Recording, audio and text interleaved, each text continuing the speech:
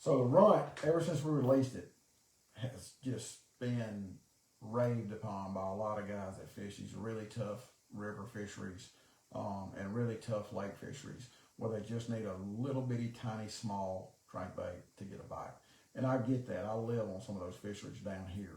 And the problem with the Runt is I love it, but it just doesn't run deep enough for a lot of situations. A lot of situations it's perfect for, but there's a lot of situations throughout the last year that I've been fishing with the Runt, and I just wished I had one that just would run just a little bit deeper. This year up at La Crosse, and y'all don't pick on me, I know I got locked out up there, finished 160th, didn't get away my fish in on day 2. It's a pretty rough trip for me. But I ran into that exact situation at La Crosse. I was catching a bunch of fish. Those fish, believe it or not, on the upper Mississippi River, those fish were at times hard to get to bite.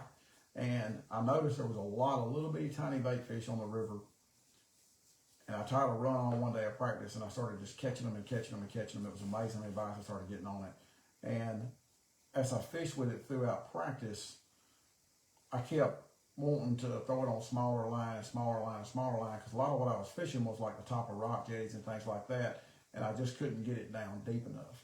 So I came home from La Crosse with this on my brain, and I started playing with it then. So this one didn't take me but a couple of months to kind of get the way I wanted it. But I wanted the same body as the Runt, but in a bait that would run 4 to 6 foot deep on small line, you know, like 10 or 12 pound test line. So I started playing with the Runt. I ended up making kind of a little bit of a hybrid lip for it.